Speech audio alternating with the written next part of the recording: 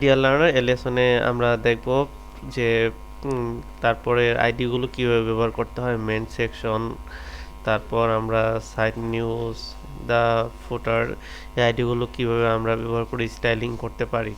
তো আমি এখানে কন্ট্রোল সি অথবা রাইট বাটন ক্লিক করে কপি করে নিচ্ছি।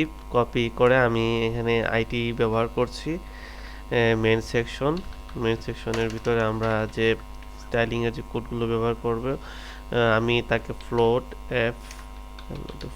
করছি, ফ্লোট লেফট এবং ওয়াইড। তার মেন সেকশন যেটি হবে, মেন সেকশনের ওয়াইড দিচ্ছি 660 পিক্সেল। তারপর আমরা মার্জিন দিচ্ছি, মার্জিন 30 পিক্সেল নিলাম, 30 পিক্সেল। আমরা মেন সেকশনে ফ্লোট করলাম লেফট সাইড এবং ওয়াইড 660 পিক্সেল, মার্জিন 30 পিক্সেল। তারপর যে আইডিডি রয়েছে, আমরা সাইড বারের জন্য যে আইডিডি ব্যবহার করেছি সাইড নিউজ, এডি আমি কপি করছি, এডিও আমরা আইডিতে ব্যবহার করছি, আইডি হ্যাশ চেপে আইডি সাইড নিউজের জন্য যে আমরা ব্যবহার করব তাকে আমরা ফ্লোট করে দিব, ফ্লোট লেফট ওয়াইড 220 পিক্সেল আমরা দিব এখানে, 220 পিক্সেল 220। আর মার্জিন আমরা এখানে 20 পিক্সেল আমরা দিই, 20 পিক্সেল। আর বটম 0 পিক্সেল দিচ্ছি আমরা। প্যাডিং নিচ্ছি আমরা 30 pixel padding. Background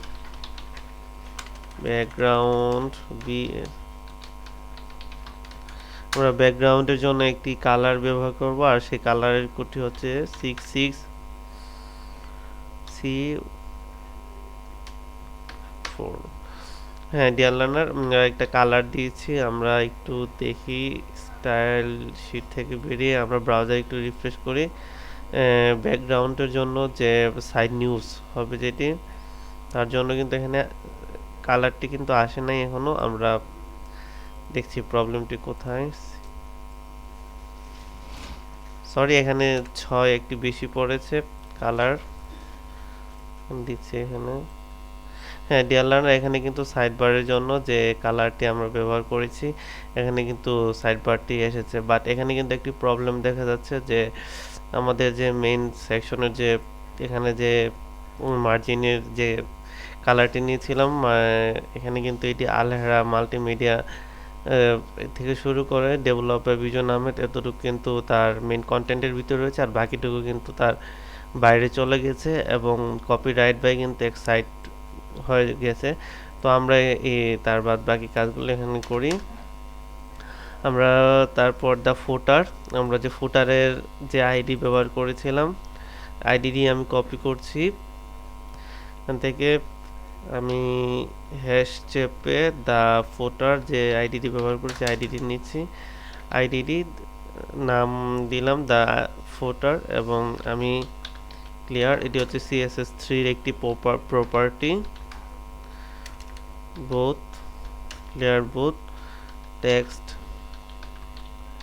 text align আমি সেন্টার করে দিলাম, সেন্টার, এবং প্যাডিং 20 পিক্সেল।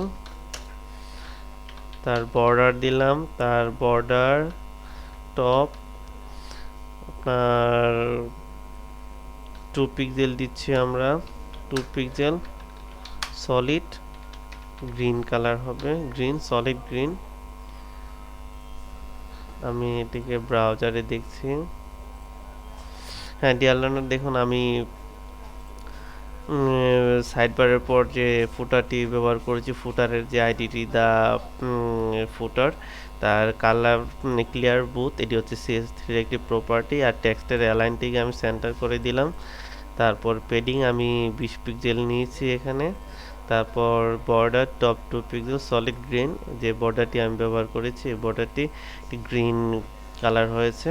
তো ডিয়ার লার্নার, তারপর লেসনে আমরা ফিনিশিং দ্য স্টাইল শিট এর কাজ করব। Thank you.